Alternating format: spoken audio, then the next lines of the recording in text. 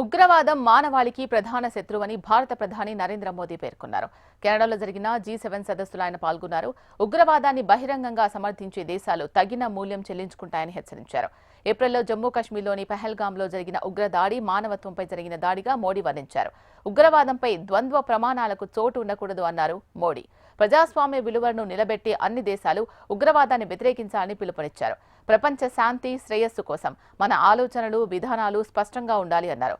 Global south దేశాలు అనిశ్చితి సంఘర్షణలతో ఎక్కువగా బాధపడుతున్నాయని మోడీ వ్యాఖ్యానించారు.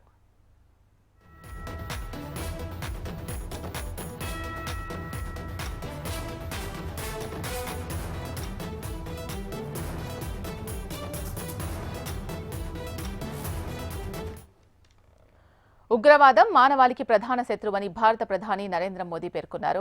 కెనడాలో జరిగిన G7 సదస్సులో ఆయన పాల్గొన్నారు. ఉగ్రవాదాన్ని బహిరంగంగా సమర్థించే దేశాలు తగిన మూల్యం చెల్లించుకుంటాయని హెచ్చరించారు.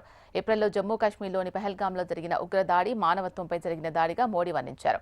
ఉగ్రవాదంపై ద్వంద్వ ప్రమాణాలకు చోటు ఉండకూడదు అన్నారు మోడీ. ప్రజాస్వామ్య విలువలను నిలబెట్టే అన్ని దేశాలు ఉగ్రవాదాన్ని వ్యతిరేకించాలని పిలుపునిచ్చారు. ప్రపంచ శాంతి శ్రేయస్సు కోసం మన ఆలోచనలు విధానాలు స్పష్టంగా ఉండాలి అన్నారు. గ్లోబల్ సౌత్ దేశాలు అనిశ్చితి సంఘర్షణలతో ఎక్కువగా బాధపడుతున్నాయని మోడీ వ్యాఖ్యానించారు.